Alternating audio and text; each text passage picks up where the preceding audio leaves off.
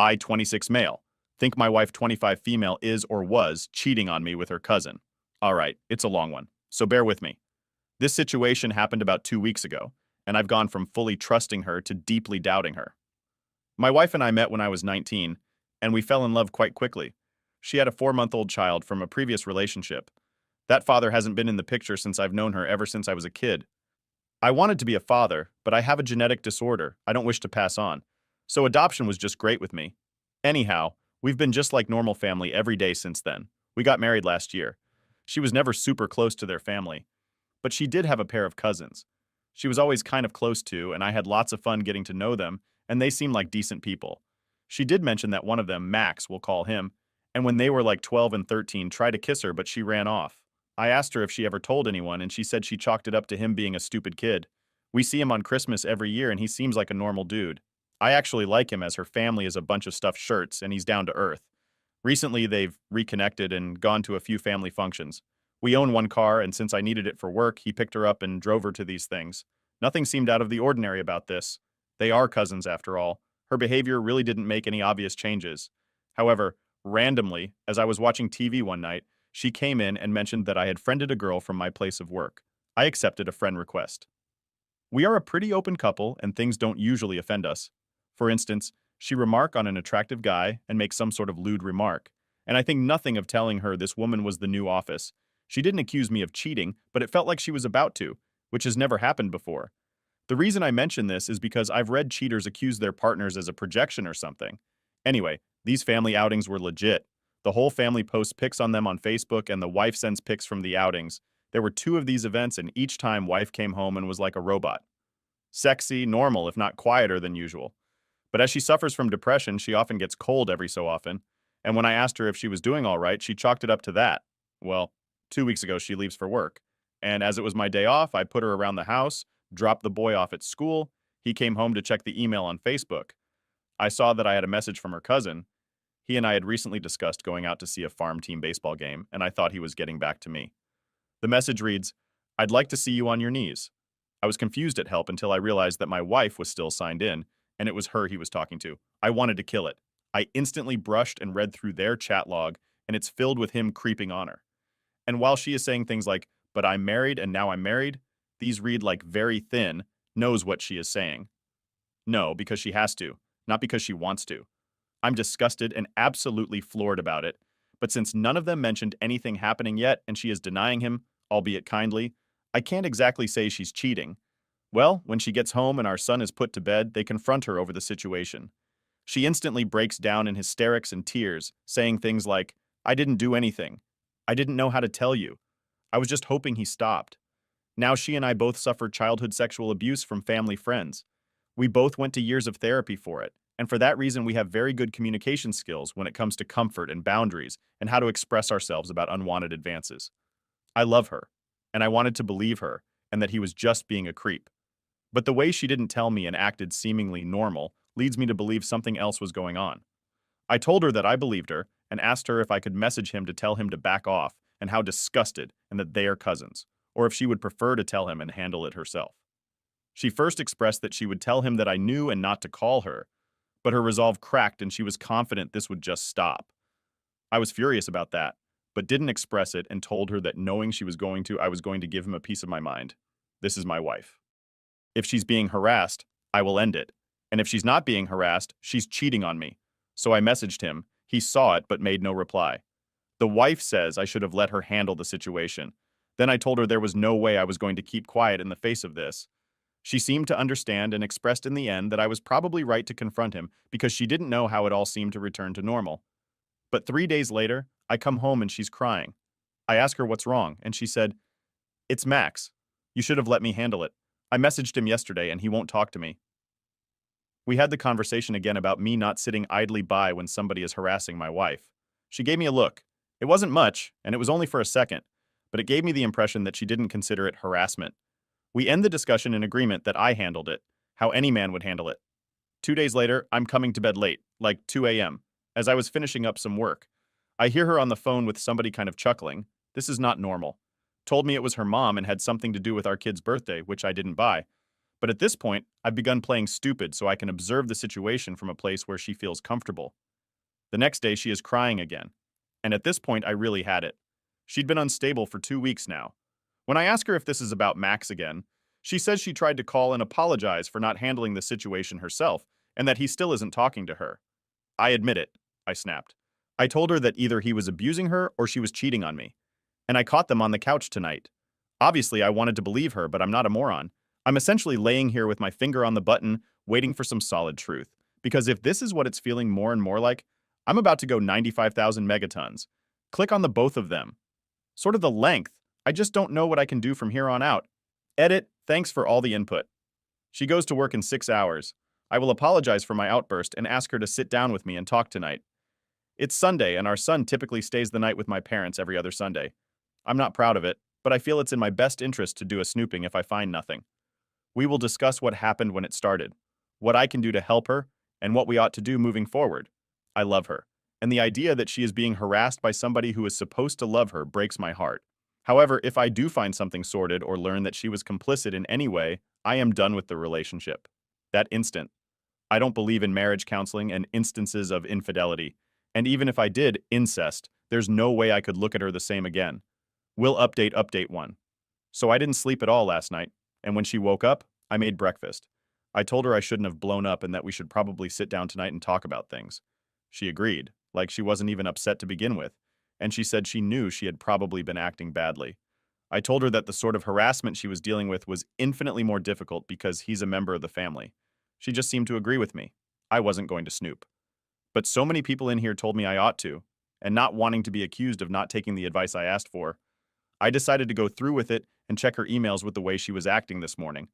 I had fewer reasons to be suspicious, but at this point, what the heck? I did just that. The level of disgust, hatred, and anger I feel cannot be expressed right, and there will be a divorce. There was one email entitled Yummy, and upon opening it, I found a picture of her cousin with semen on his face. The back and forths are him describing to her his encounters with random gay men. They make a reference to past sexual encounters they've had together, complete with one picture of a strap on a sex toy, captioned, "I still have a girlfriend." Then I read some absolutely disgusting filth talk between them, where she's behaving in a very dominating way and insulting his penis size. Looking at the dates, I realized that this was from a year ago. As I continue to read, I am able to figure out, at least from how it reads, that they used to hook up frequently, but stopped after we got married. We were together for several years before we got married. Later, she starts using the "I'm married" excuse. But it's reading like that's just a kink of his to be told he can't touch her anymore, which he probably does. I'm raising her freaking kid, and she does this to me. I've wasted the last 6 years changing my work schedule and not taking better paying jobs because I need hours where I'm able to watch him. I went outside and sat on the front porch. I called my brother over, and after explaining to him the entire situation, asked him to take my gun for me for the time being. I'm not a violent person, I never have been, but in the state I'm in now, I'm fluctuating between wanting to do crazy stuff I'm not going to, but I feel like I'm headed for a breakdown, and I can't trust I'll behave rationally. After this, I'm packing up my clothes and checking into a hotel. These conversations have all been printed. I've sent copies to myself, and when I have time, I'm digging for more dirt. Bought a pack of cigarettes, stopped smoking 4 years ago. Enjoy. I have to make an appointment at some STD clinic because according to these freaking vile back and forth, a part of this thing is having unprotected sex with these men. My soon-to-be ex-wife has a device, and as such, I've never once in all these years worn protection with her. So now I apparently have months of biting my frickin' nails to look forward to. As I understand, AIDS tests take months. I know his work schedule roughly enough because I used to work for the same company he does. So maybe before checking in and composing myself, I'm just going to drive down to see his wife, evidence in hand. There's no fixing this. There's no therapy, no hope, nothing positive, and I don't care to even entertain an apology. I'm divorcing the whore, and she will get nothing. I hate life right now. I don't feel depressed or sad. I haven't cried. I just have this hot ball of rage in my chest that the cigarette's only briefly. Cool. I can't be near her or him, I know. I said I'm not violent. The man. I really want to beat the piss out of both of them. Update to edit one reposted from our relationship advice as some suggested I posted here. Plus, I guess I needed a specific username for a throwaway account. And this is a throwaway account. Edit to my stepson is not a product of incest. He and his bio-father look exactly alike, and he had to take a paternity test to establish child support. When it was established, he was the father. He vanished and has only been heard from once in the last 4 years. The last couple of days have been a regular roller coaster for me. TLDR recap version of my original post, I essentially discovered that my wife is and has been cheating on me with her own cousin Max for years, actually. But the length of time that seems to have been going on, it might as well have been as her cheating on him with me. Okay, I went to a lawyer initially, and after I went straight to Max's home where I spoke to his wife, she was brokenhearted, as one might expect, and disgusted over the incest. We sat down for a bit, and I told her also that he was bragging to my wife about how he was having unprotected sex with random internet men, and that there were pictures with him with semen on his face that he was sending my wife. She insisted on seeing them, despite my advice not to, and she was broken. He was bisexual, and was always found to be chatting up random guys. She said she allowed him to go out every so often and see a man if he felt he had to get it out of his system. As she put it, she was under the impression that he hadn't done this in well over a year. When this was over, I stayed the night in a hotel where I still am and talked with my mother, brother, and father. My mother-in-law called me, begging me to come home and talk about this, that I must have made some mistake. It's all voicemail. I never picked it up. Well, I've tried calling me a dozen or so times. I didn't answer. She sent no texts. I assume she knows I've been documenting things and doesn't want to give me any more ammo. It's what I would do in her place. At the end of the day, I called her and kept it brief, saying I would talk to her the next day. When I eventually came home, she was a warbling mess. She tried to hug me, and I told her that's over. She insisted she never cheated on me, that I must have taken something the wrong way, and that Max, his wife, must be spreading these rumors because they hate each other. It is at this point that I realize that my wife thinks I heard about this from someone else. She doesn't know I discovered their affair myself. It's then that I show her the papers. I have the pics of him with semen on his face titled Yummy, the picture of a huge strap on a sex toy titled Our Old Friend Her speaking to him as if she is some dominatrix type, saying how he has a small dick and real power play type stuff. At points, she was telling him to send her pics of himself after these men were done with him. Real stomach-churning crap. I'm not a prude either. I engage in a lot of really kinky crap, so it's not like she's dealing with an uptight hubby who isn't open sexually and went out for those reasons. But anyway, as soon as she realizes that it was me who discovered this and told Max's wife, she goes from being weepy and sad to explosively angry, complete hysterics. You should have talked to me first. She's all over everything, telling everyone this is going to ruin me. You knew she would do this. I told him to stop texting me like that. At that last statement, I absolutely exploded. I told her that I just got done reading a year's worth of texts and emails, and not once did she ever tell him to stop. I called her a frickin' degenerate, said that we both probably have AIDS now, and she crumbled in on herself. She couldn't respond, just crying hard. Even still, I told her that we were getting divorced. I then called her father and told her to come to my house because she really shouldn't be alone in that state. I returned to my hotel room and saw that Max's wife had been texting me. She had done some intense dating on her own and found discussions about sexual encounters they had from 2010 on fricking MySpace. She told me early on in our relationship that he once tried to kiss her at 13. Well, they actually started screwing at 16 or 15 or during a time where MySpace was still widely being used. I'll admit it, the seeing it went on that far back was finally what broke me. I'm not big on emotional displays, but I broke down crying in front of his wife. She cried too. When that was over, I took her to the lawyer I'm seeing, and now one of his partners will be handling her divorce. Through all of this, Max has been panicking and crying, trying to find out where his wife is, trying to talk to me. Still, after all this evidence, trying to ensure this is all some big misunderstanding, it turns out that Max and ex-wife live in a house owned by Max's parents and have come down hard against their son, telling him he cannot stay there anymore and apologizing to their daughter-in-law and saying she's welcome to stay with their grandchild in that house for as long as she wants. He's basically disowned Max's father, even got it in his own head somehow that Max was molesting my wife as a child. And that is why she is doing what she is doing today. She is his favorite niece, basically a second daughter. So Max, in effect, is on the lam because his old man wants him dead. My father, unprompted and wanting to help me, assured me he'd pay for my hotel for the week. Today, I told my boss point blank, no filter, exactly what's happened and that I'm taking 2 weeks to sort my life out. He remarked about how crappy his divorce was and told me to take whatever time I needed bottle fed and that he'll just tell everyone on the floor. I've got a sick parent or something, which was sweet of him lying down in my hotel room now missing a stepson I'll probably never see again. I raised him for 6 years, changed his diapers bottle, found him at 3 a.m., took time out of work when he was sick, waited on him hand and foot after a nasty fall that broke his arm so his mother could sleep because she was working in the morning. The rest of this world could burn away to fricking ash, and I wouldn't blink or care. But the thought of never seeing him again rips away at me like nothing else. I need therapy. It's going to take a hell of a lot of talking to get through this. I'm not a suicide risk, so no worries there. I'm an atheist, so this is the only life I got if I end it. That's it. Talking to my lawyer on the phone later, and we'll be meeting up with Max's significant other again because apparently there's more. I don't know. Got a doctor's appointment tomorrow and then 6 days, months of waiting for results. Thanks for the support, everyone. If more develops, I'll do another update. Update 3. This one is exceedingly long. I'm getting out all of my thoughts, and well, there are a ton. The TLDR bullet points: I will get weekend custody. My marriage is a sham cover for an incest affair. HIV test is negative, working together with ex-wife for a quick divorce. Neither of us are wealthy, so all we have to divide is 2 checking accounts and utility bills. We're in arrangement on what belongs to who and who should pay for what. Falling for the other survivor, but not acting because apparently I'm stupid enough to catch feelings in a time like this, but not stupid enough to ruin myself any further by pursuing her. So first of all, I'd like to say thank you for the gold and the hugs and the support from this community. I think I got the advice and input I was looking for. And at this point, I'm just doing another update so I can sort out my thoughts in a semi-public way so random strangers can call me out on my BS. I do listen and I do take what everyone said to heart, or at the very least, consideration. So the link to my original post is above, but I'll give you a TLDR anyway because like the first 2, this will probably be quite lengthy. A few weeks back, I found texts of a sexual nature on my wife's Facebook from her cousin. She claimed this just happened and she wished he would stop.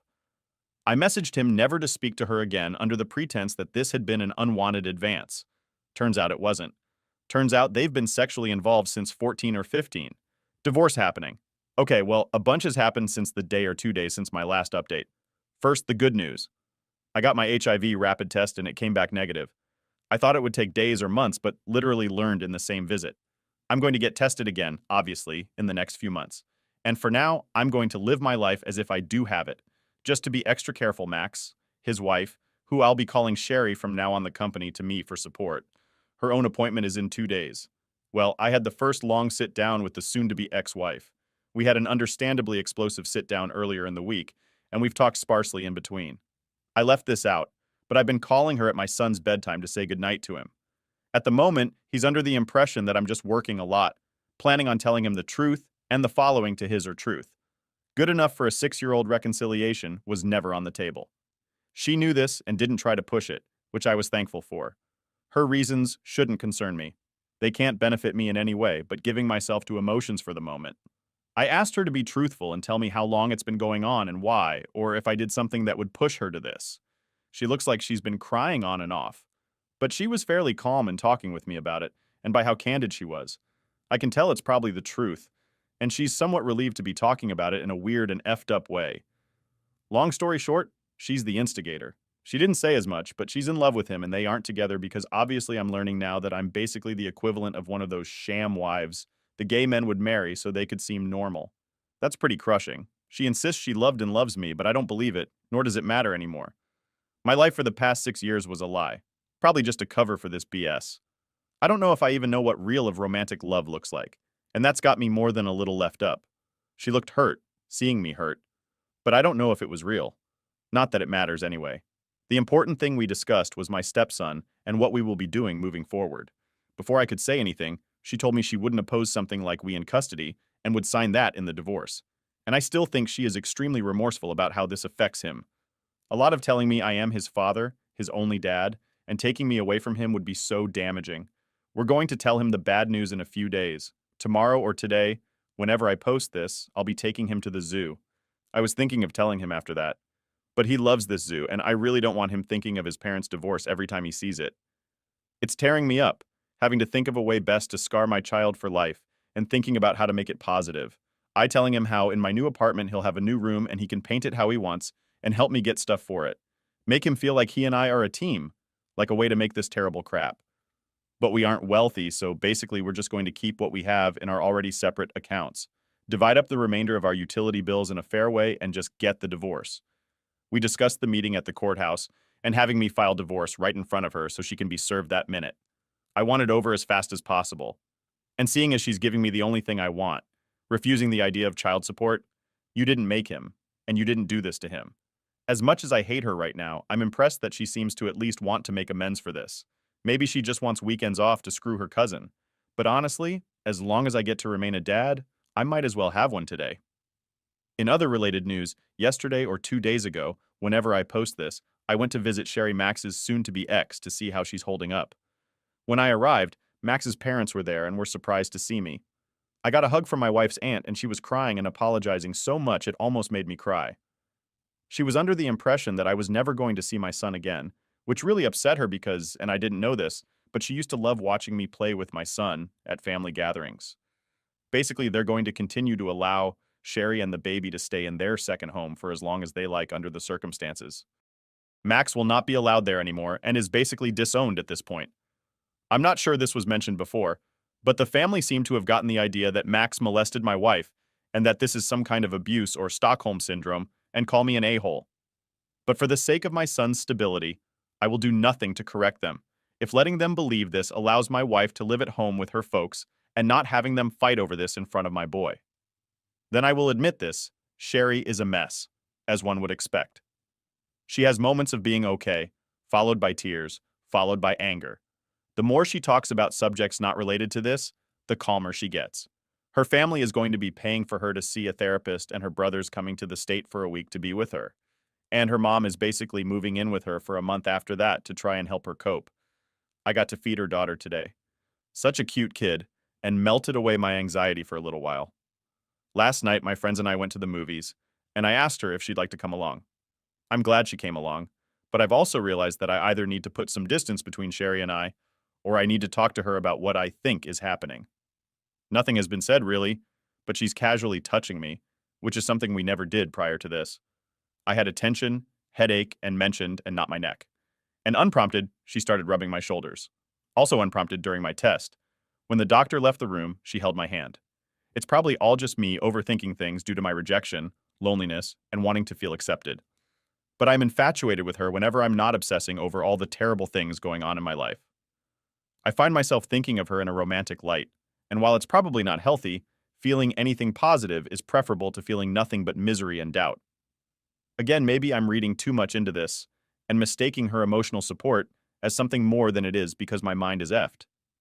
But she's acting toward me now. Our past girlfriends and even the ex-wife died before I officially started seeing them. I mentioned it in the comments that I was trying to lighten the mood with my dark humor and said something like, I can't even go out and get a revenge play without the possibility of killing someone, referencing my HIV fears.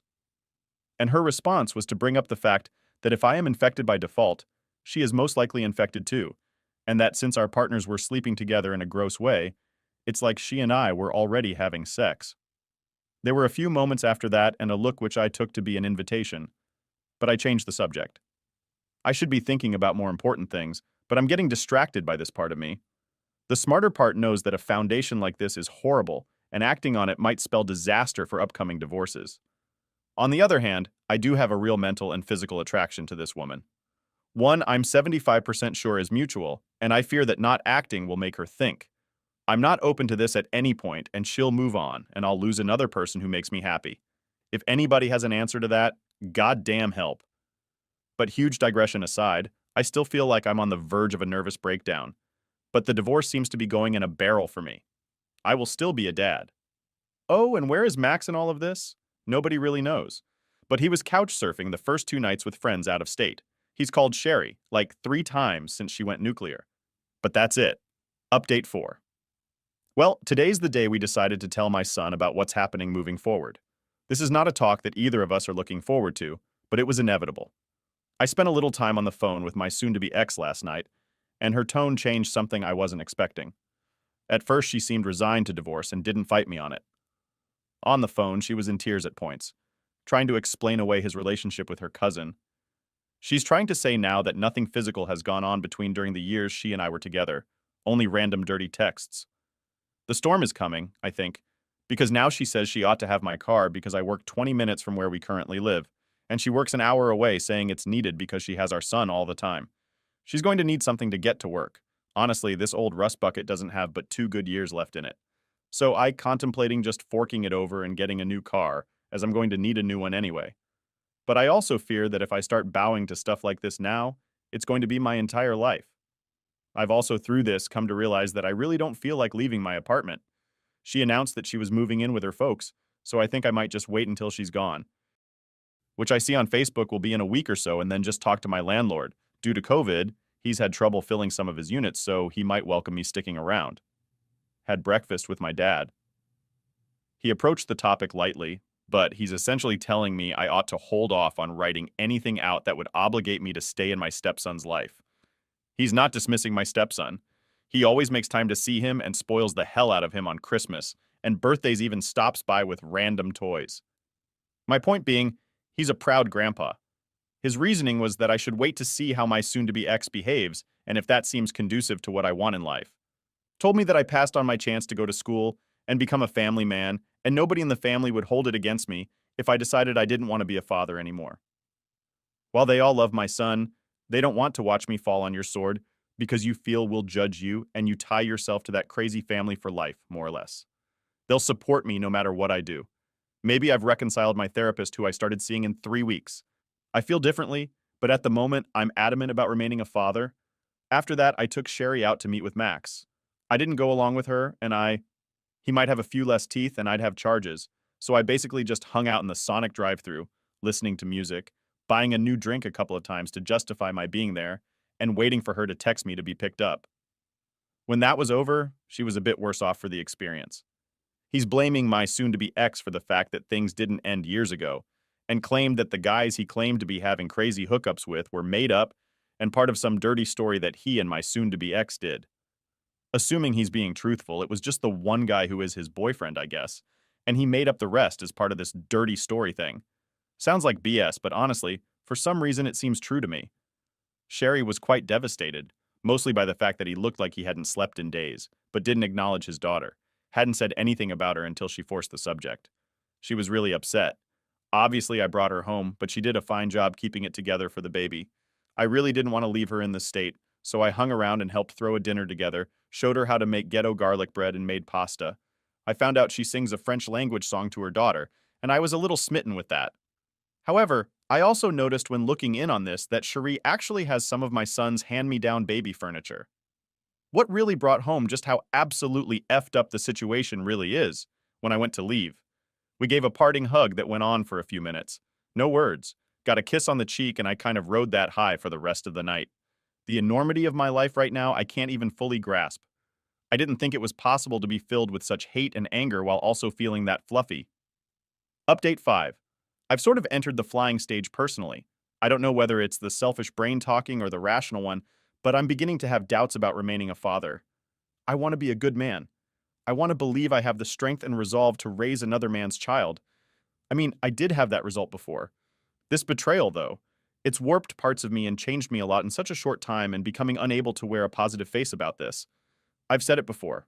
I'm well aware of my own genetic problems, and because of this, I've always been, even from my hormonal rampage teenage years. I made it a point to do all I could do not have a child. I was responsible, careful, and thoughtful. I was never reckless. My soon-to-be ex, on the other hand, was apparently wild, took no precautions, and as a result, had a child. So at times it feels like I'm going to spend my life tied down, tied to one spot because of someone else's reckless behavior. I had no problem signing on to be a dad. As you've heard, I'm quite proud and happy with the time I've been in my stepson's life. Let's be honest with ourselves for a minute. We all know what's coming next. The soon-to-be ex is probably going to use him and my love of him to twist my arm and bend me to whatever she wants me to do. I'll never be able to move where I want to live. I'll never be able to live my life as I want to live it. This horrible woman will have me on strings and I will be dancing to whatever tune she wants me to. If he had been my biological son, I would fight for sole custody of him and throw my entire weight into ruining her character. But if he is not my son, there is no way in hell I will have these rights. Perhaps this is a passing feeling. Perhaps I'll feel differently tomorrow, but I'm just venting right at the moment. Honestly, if there was a chance I could get both custody, I'd probably take it. This is the worst conversation I've ever had playing out in my head over and over again in the process of writing this. I've gone back and forth between wanting to run and hating myself over the thought in this complete hell has been my constant partner. We have decided against the will of some of the commenters, and even against our own logic that we are now a couple. We will not be acting hourly. We are going to keep everything quiet until we're sure it's working. We're both adults. We both live alone, so it shouldn't be some crazy job to keep it secret. Ironically, for behaving as though we're committing an affair ourselves. I've discussed the troubles over being a divorced stepdad, and she's offered me her take on it. She told me that were she in my position, she would do all she could to get as far away from that crazy family as possible, because I have the option to. She lamented the fact that no matter what happens because of Max, she'll be stuck around. Both he and my soon-to-be ex, probably for the rest of her life. Her suggestion to me is pretty much the conclusion I've come to is not to make any more rash decisions until after I talk with my therapist.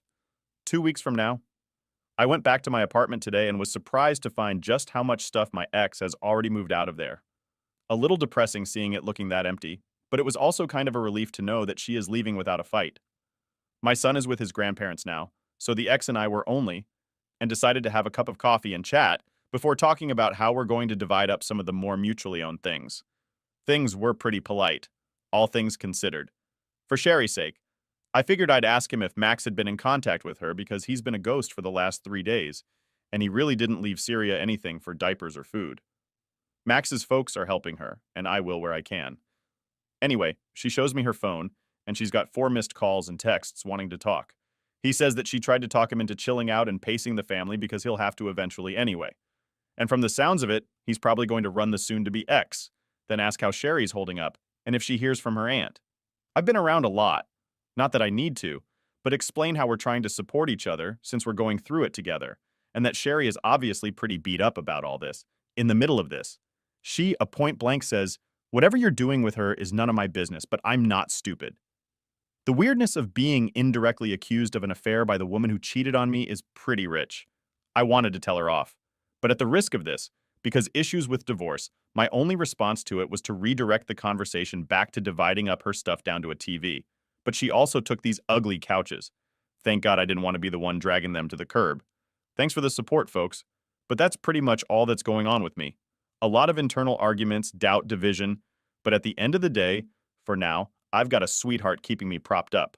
Well, I'm not propping her up. Update 6. Get out your reading glasses. It's going to be a long one. It's been nearly 3 weeks since my D-Day, and more than a month since my life began to radically change. I never really discussed what sort of order my marriage was in any of the previous posts. But as it is relevant to today's therapeutic typing lesson, I'll get into that just a little as I go on. If this is the first of my posts you're reading, the TLDR is as follows. I accidentally discovered via Facebook that my soon-to-be ex-wife was engaged in sexual affair with her cousin Max. I informed Max's wife of the trouble, and she went nuclear, exposing our partners through all of this. Max's wife and I had begun casually dating. As it turns out, we're quite attracted to each other. I filed for divorce yesterday, went down to the courthouse and spoke with bailiff, sheriff, the person on the other side of the counter, and filled out the needed paperwork. My soon-to-be ex-wife and I, in an effort to end this quickly, have decided against lawyers and have agreed on who gets what with no mediation needed. Well, we tried to go to the courthouse today and have her served immediately after I turned in the paperwork. We were trying to avoid the cop coming to her home or place of work to serve her. I'm usually pretty level-headed about things. Soon-to-be ex is also calm and collected, which is not at all how she normally is. She seems almost as eager as me to get it done. Turns out she can't be served in the way we wanted to save time, and so I had to drive her home to her folks. I asked her how things were going despite all this. Her facade breaks a little and there, through some tears, she tells me she's doing fine with me, going, and only really feels bad when my stepson starts asking for me or gets sad that I'm not around. She comes clean that she's actually been happy being married to me since before we even got married. She didn't resent me or hate me, she just wasn't in love with me anymore. Our sex life wasn't the best. We're both very attractive and sexual people, but we stopped being on the same page a while ago, and we both knew that I like to pursue. I hate to be chased. She loves, pursue, and hates to be chased.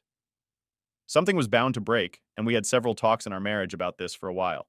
We switched up our roles so we could both get what we wanted, but after a while, it just turned into me sacrificing my sexual desires to only have sex. In a way she wanted to. Some of the things she wanted me to do, I never really liked, and never got better at, and seemingly out of spite the things I was good at, she spurned. Meanwhile, she would seldom, if ever, take my requests. As time went on in the middle of our relationship, we had a female live-in roommate that we had a mutual attraction for, and under a strict set of guidelines and rules. She became someone we frequently had encounters with for a time that put a band-aid on things. The soon-to-be ex and I were a good team. We're good at communicating our finances, and we're good at parenting, as we make sure to never undermine each other and always present a united front. We enjoy the same movies. We're both artistically inclined. I a writer and she an illustrator. We had a million things in common and made us best friends, a good team, but the sexual problems were always there. Well, this third woman was in a relationship. The tension was gone, and we worked perfectly together as those frustrations and needs were met by a third party. Eventually, the third woman moved out and ended things with us on good terms, mostly because she wanted a boyfriend, and no guy would go in her setup like that. It was around this time that Max and Sherry moved into Max's parents' second home for a few years. They had been living in her home state until he lost his job. The soon-to-be ex says it was then that Max reestablished contact with her. They began meeting up just as normal cousins at first. For one day, she decided to vent her frustration, probably an invitation about her sex life, and they started having an affair. They would only meet up around family gatherings and use excuses to vanish. A few of these, I'm remembering not being able to find her. We got married at this time, so we can only assume it happened at my own wedding. At this point, I really don't feel like listening to this. And the soon-to-be ex mentions that she is now seeing a therapist, and once more she wants to treat me like her priest in confession, everything concerned their affair. I was hearing for the first time. I guess it's good that I know the truth, but seeing as it impacts my life in no way, there's really no point for me to be hearing it. She also tells me that out of state on the died that she cried for a week over was actually her crying after Sherry called her to happily inform her she was pregnant. That means at one point I was actively holding my wife and comforting her as she cried over another man. I feel more betrayed now than I did when I discovered the texts. This is a week after where I got to spend 2 whole days alone with my stepson. I had such a good time, and he did too. As it's the longest time we've been together since D-Day, he's 6 and likes Minecraft, and so we've got a console version so we can play Split. I told him he misses me but loved seeing his grandparents every day. They spoil the heck out of him. So after this great weekend of video games and playing catch typical dad stuff, I'm really positive about staying a dad until she drops all this new info on me. I've got to be real. I'm finding this whole idea of having to be around this woman for the rest of my life voluntarily, something I'm not sure I'm going to be able to do as a parent. I should be able to get over my own ball and keep a level head for the sake of the child, but circumstances being what they are. Throwing in the towel becomes a more and more attractive idea that more than losing my wife, more than the betrayal breaks my heart. I'm going to see him again Friday night, and going to see if I can still fight through this on the surgery front. I'll keep it fairly brief as this is already way too long. Max, stop calling or taking calls from her 4 days ago. And it turns out he's moved in with his boyfriend. He has a boyfriend. She's going to file for divorce before the week is over. And consider her next move. Her brother arrives in 2 days to talk with her and stay for the week. With Max's parents' permission, we've changed the locks on the house, because as rumor has it, Max has been using. Using what? I don't know, but all the same, better to be safe. I installed a new chain and a deadbolt. He's never been known to be violent, but he's never been known to vanish for days on end, with the rumor being he's into drugs now. When it comes to my relationship with Sherry, we are quietly pursuing a romantic relationship. We're both equally aware that we would just be dealing with our trauma, and these feelings might not be 100% real or lasting. But if I can be allowed to be vain for a moment, it's the best sex I've had in my life. I've never been more physically attracted to any of my previous partners, and I find myself at work daydream about her. Toward the end of the workday. I don't think I've ever had such a strong want for someone before. And all told, she tells me it's something mutual. I've been back to work this week, and both days she stopped by to bring me dinner she made. And that's damn near the cutest thing anyone's ever done for me. Once again, I feel like life is beating the crap out of me. At the same time, everything is going right. Final update. This is going to be my final update, as I've had 2 friends in my real life approach me over my original post, and I'm really uncomfortable sharing this with anyone other than internet strangers. So after this is posted, I'm going to spend a day or so responding to comments before signing up permanently from this account. It was supposed to be a throwaway for these reasons anyhow. The last week and a half have been an extremely depressing and stressful time. I don't know why it took so long for it to set in with me. But in the days after my last update, the new information that my ex gave me concerning her relationship with Max started eating me alive. I started imagining them sneaking off every time my back was turned. I faced the fact that she was never truly mine, that I was just some placeholder man and babysitter, here so I could provide a cover for her degenerate relationship. By the end of it, I came to the realization that I'm not going to continue to live my life as an extension of hers. This, of course, means that I will not be seeking any sort of relationship with her son after the divorce. It is the worst feeling I've ever had in my life, but I can't imagine myself ever getting better, ever truly living my life on my own terms, if I can't get out from under her shadow. I know many of you don't want to hear me say this. I never thought I'd have to. But he's still young. I'm still young. And there will be many years to heal this. Sherry's life has been a living hell for the last 4 days. Her brother had arrived earlier in the week, and she was so relieved to finally see her family and all this when she introduced me as the ex-husband of Max's affair partner, and that we had been supporting each other through this. He pretty much figured out that we were seeing each other. He took me aside like I expected any big brother might do, and expressed concern that she might be jumping into things too early.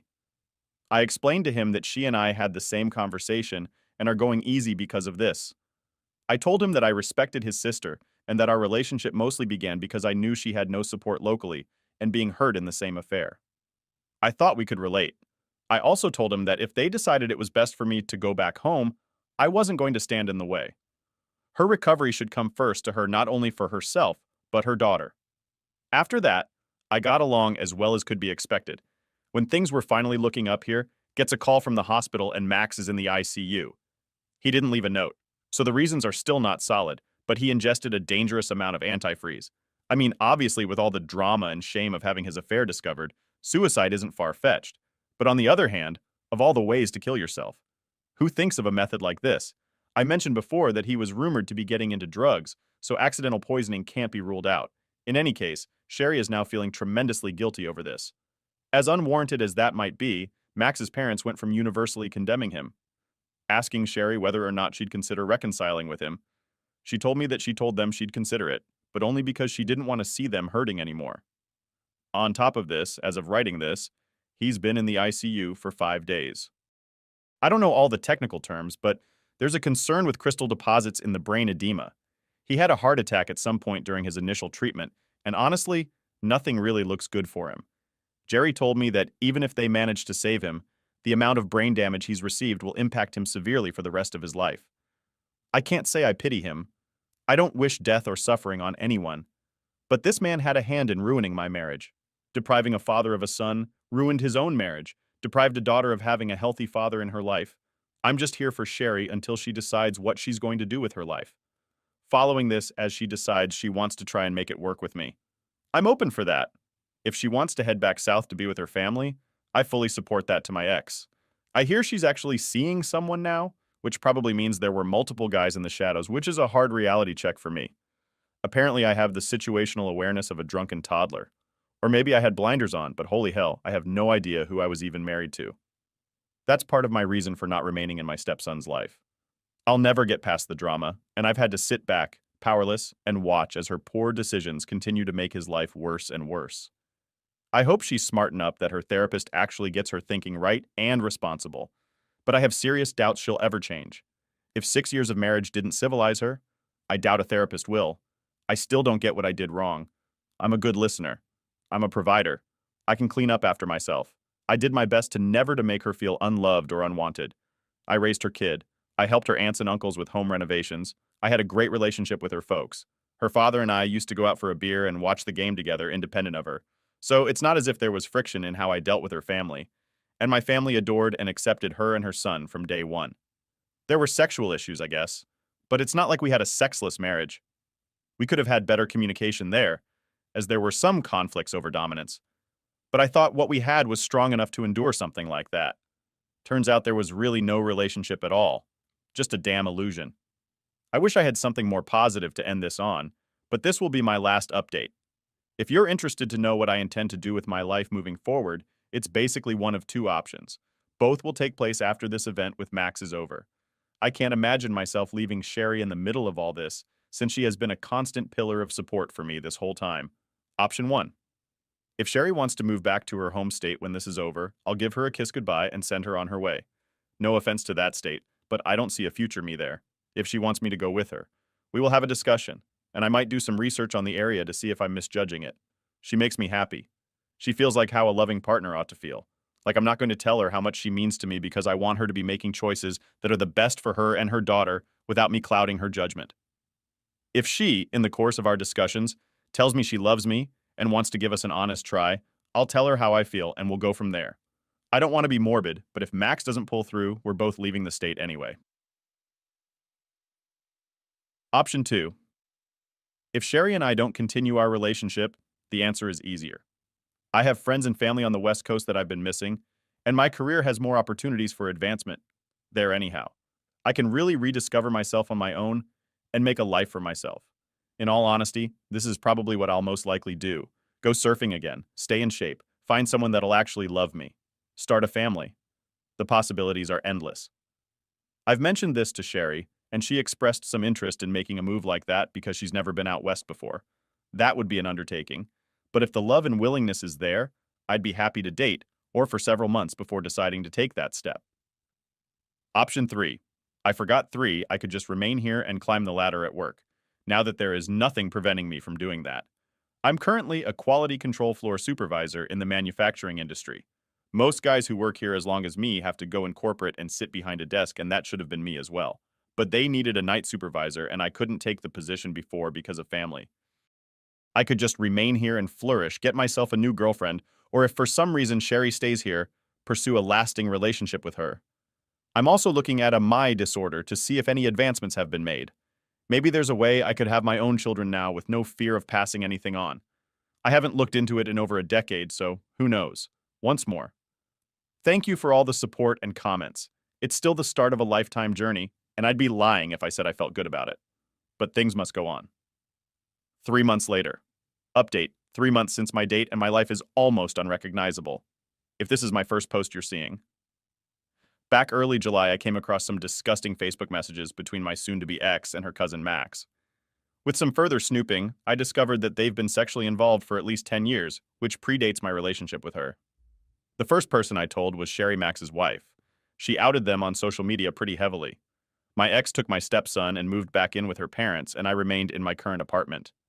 During the first few weeks after the discovery, she and I met up for emotional support and to exchange evidence of the affair to help each other's divorce cases. It escalated to a physical relationship, and currently, she is my girlfriend. Sherry's husband vanished from the picture after being outed, and though it was ultimately ruled as accidental, Max ingested a lethal amount of antifreeze, and as of the day, my last update passed away. Thanks for sharing. Turned ugly almost instantly. Max's parents, up until that point, had sided with her on everything, even allowing her to remain in their second home with their daughter. Max's death turned the situation around, and they began blaming her for it, mainly because of how she outed him so publicly. Secondly, the week before this happened, my soon-to-be ex, his parents spotted Sherry and I on a date looking cozy together. They wanted to keep it all on the down low until the divorce, but we were outed, and nobody on any side of this, my folks or hers, were thrilled with this. In my last update, I said that I would be unable to remain a stepfather to Max's son. But in practice, for a few weeks, I resolved to be a weekend father against my own misgivings. I love him too much, as it turns out, to walk away. I would have been able to continue seeing him regularly, but the exercise had to end that once she found out Sherry and I were an item. I still see him. In fact, I took an apple picking last weekend, but it's clear she's not going to allow me to have regular weekly visits. Our divorce hearing is scheduled for mid-November, and aside from the occasional call to check in on my stepson, she and I have got no contact. I've since learned that she had 2 more affairs, one before we were married and one during the marriage when our mutual friends heard about the impending divorce. They came forward and mentioned times where they were suspicious of her behavior, with these 2 really glad they stayed silent about these concerns for years. Now I don't trust a single one of them. Not only you finding out that everybody thinks you're an oblivious moron when you already think you're an oblivious moron. None of that really matters. And at this point, it's kind of like falling down and scraping my knee after getting shot. Like, yeah, it sucks, but comparatively, not so much. I mentioned how Sherry's former in-laws turned on her, and because of their constant harassing phone calls and threats of eviction, I offered to let her move in with me for the time being. Her original goal was to move back to her home state, to be with her family. But we're just trying to figure out the best way to do this. I know some people are going to call us stupid, but after living together for a week, we decided I'm not going our separate ways and that we'll make a go of it in a real relationship. Absolutely nobody in our families are cheering this on, as they both rightly think we went too fast, and maybe we did. But we're both very happy together. I've also learned in this time that Sherry never finished high school, and she moved to be with Max before she graduated. He also wanted to have that traditional family outside of cousin screwing and infidelity roles, so she doesn't have much experience working. She's currently working on getting her GED, and her family offered to pay for her to go attend some form of higher education, provided she moves closer to home. As it turns out, there happens to be plenty of work in my field around where her family lives. And what with the current political BS, it's probably better to move out of the city anyway. Houses are also cheaper there, and the idea of owning my own home is pretty tempting, so I'll most likely head out that way myself when she does. Sherry and I are very close and have really taken well to living together. We've both been in therapy over this, and there's been a few times we've even gone with each other to the other's appointment. They're both learning together what a relationship ought to be. I've only had two long-term relationships in my life, and from my ex-wife, I had just accepted it as normal, that we were pretty distant from each other. There was no lack of sexual intimacy between us, but I've realized just how much the ex and I were living in two separate worlds under the same roof. Sherry experienced similar feelings with Max. She texts and calls me frequently for no reason. We talk about her days and sit down to dinner together. She also cooks a lot, which has sparked an interest for me. So over the last few weeks, we've been finding interesting things to make together. And it's fun. A shared interest and activity. 6 years in with my ex, and I can't remember what our thing was or if we really had anything. I kept it together pretty reasonably, all things considered. But when I had a moment alone, I shed some tears over the fact that the last 6 years of my life were completely meaningless, and I've got nothing to show for it. The feeling passed pretty quickly. Sherry has her bad days. The therapy has really kept her afloat because in the week following Max's death, I was very afraid she might do something to hurt herself. I'm making sure to make time for myself to heal. But helping her keep it together was really instrumental in keeping me moving forward. Whenever she isn't feeling down, we're connected at the hip. We go to bed at the same time together and get up together, share the shower sometimes. A lot of things I didn't know I needed in my life. Plus, I get to do some parenting stuff such as feeding and putting her daughter down for sleep, which has made it so my dad instincts are still fed. The ex has, of course, learned of the relationship, and that's going about as well as you might expect. She to blame Sherry for what Max to do himself. She seems to think everything would have been better if we kept things between ourselves and the breakup, rather than Sherry blowing up Facebook. The news. She says she would have never left our apartment if she knew that Sherry was going to move in before going on a tirade of how sexually inadequate I apparently am before I had to hang up on her. November and my divorce can't come fast enough. Okay, last paragraph, I swear. But I started writing this a couple of days ago, and as of this morning, Sherry took 2 pregnancy tests and both came back positive. So this is a curveball. Hadn't been expecting. As everyone who's read my other posts knows, I'm terrified of passing on my bone disorder. We spent the day talking about it. She has gotten her period after she's separated from Max, so that's not a possibility. So it must have been me getting careless. Still need a doctor to call me to confirm which is set up. And we've been Googling about my condition all day. The good news? We can find out as early as the week if the child has a severe or moderate case. This year keeps piling on.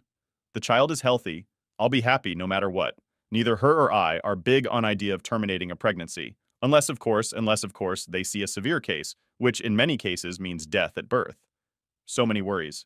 We've chosen to be happy with this until we see what's up at week 14. I'm in love with her.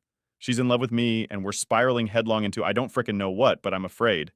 Hopeful, but so afraid. I've been praying on it. And to who? I don't know. I'm an atheist. 1 year update. The final update a year ago, today was the day I made the most life-changing discovery I'd ever made in my life.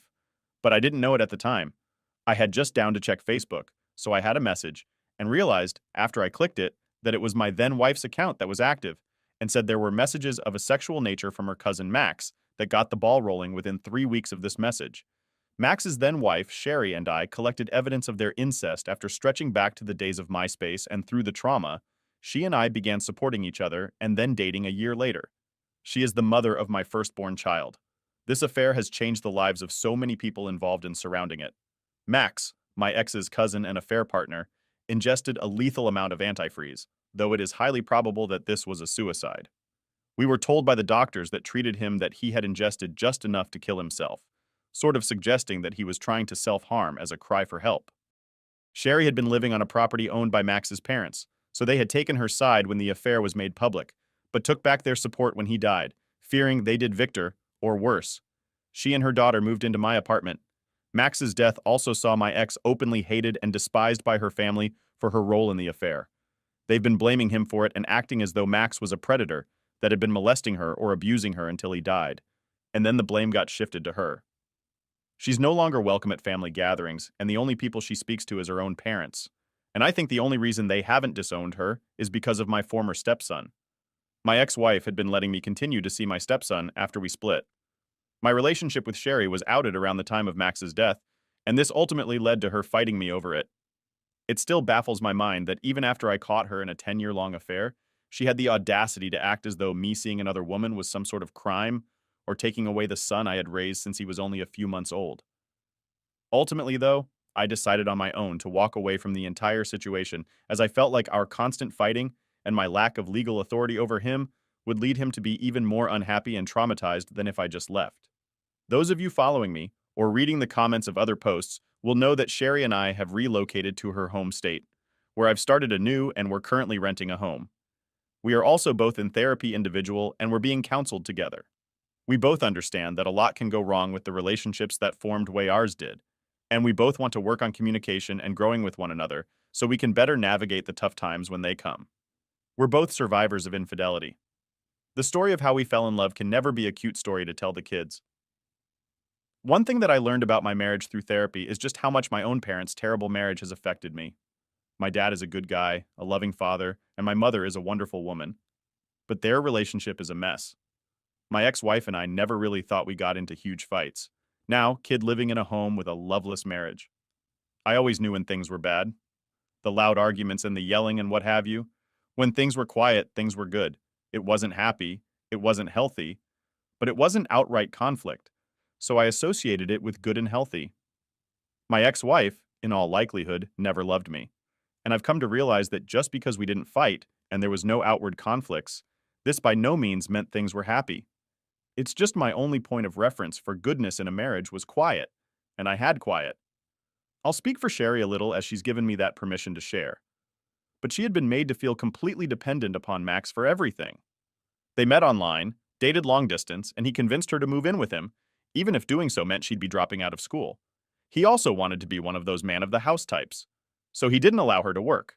No work, no school pretty much meant no friends outside of Max and my ex's family. Even worse, a year into it, he revealed to her that he was a bisexual. Informed her he'd see men every so often and not knowing how to handle it. Just accepted that situation. She is now working on a means to get her GED so she can find a job should he choose to. I'm more than happy to provide for the mother of my child, but after not having a say in her own life for so long, she needs to be free to decide what she wants to do with it. Last I heard about my ex is that she got into an altercation at a parking meter with a traffic cop or meter maid, and the incident led to her arrest and discovered a whole host of prescription medication. At first I was told that she stole it from someone, but it turns out she's been doctor shopping. She ended up doing some token 3 weeks of jail time, and her parents are currently fighting to have custody of my stepson. Life got difficult for her real quick. I could write all day about this, but I'm going to end it here and answer questions if anybody wants to get more specific. But I think that just about does it. Thank you all for the support, everyone. You internet folks really helped to talk me through all of this. The end. Okay. If you're still here, I think I can find the strength in me to read some reactions. So basically, Yum says, holy crap, I did not expect that, the whole story. And he got with his ex-wife. Wow, Nanny Sabathia, 95, says, even though you met her in such a bad circumstance, you guys are trying to build good family there. Happy to hear the update. I think in your previous post you said you have some genetic condition and are afraid about that may be transferred to your child. Hope everything is okay regarding that, the OP replies. This post would have been 8 pages longer had I included that. My son is happy and healthy. We had tests done during a pregnancy to check for the condition, and everything checked out. Knock 77 times, and the two of you enter the relationship so quickly after such a traumatic event or period. Do either of you have trust issues that pop up? The OP replies, I don't think I have trust issues, and she seems to trust me as much as a person can trust someone. We are very open and honest about her feelings. Me much more open than I've been with anyone else. Trust and openness is something we discussed at the therapist's office. We were both betrayed by the same people and stuck to each other like glue throughout. We built the kind of trust you find in a foxhole. Nomadic is. Rex has another comment. Have you considered contacting your stepson through his grandparents and offering to help? I think it would be good for him to know that you still love him and didn't choose to leave his life. The OP replies, I did have a talk with him the last time I saw him. He's young, but I think he understood what I was saying. Trashbin84 thinks my dad had an affair with his first cousin, and it upsets me to think about it sometimes. I can't imagine what that put my mom through, though, and I can't imagine what that put you through. I'm glad to see that you're doing better, though. The AP responds, the discovery of this affair really screwed with me. Like if any random man had been spending that much time with her, I would have instantly saw this for what it was and confronted her over it, knowing they were cousins. I never gave a second thought anything they did because what rational person would assume two cousins are doing this? It depresses me whenever I think of all the times. I probably smiled and shook that man's hand 10 minutes before he was banging my wife. Our last comment comes from OK Carmen, 1992. Glad to see things are going well for you. Hopefully things continue with the two of you. If I may ask, and if it's too personal, I understand it's a good thing she's getting some independence. But does that create any worry on your part? The AP responds. Not really. It's one of the things we discuss in our joint therapy sessions. A big fear I had was that she was simply exchanging one ruler for another, and I wanted to make it clear that I love her, and I'd like to help be a part of making her life what she wants it to be. She's always wanted to be a mother, and the idea of being a stay-at-home mom wasn't totally out of line with the sort of life she saw herself living, but she never felt like she had a choice in it with how Max was. And she always hated leaving school. Another big reason of her going and getting a GED was because all of this obviously scared her that she'd be a single mom, high school dropout, and would like to at least not be so helpless. Should something happen to us in our relationship, or if I up and die,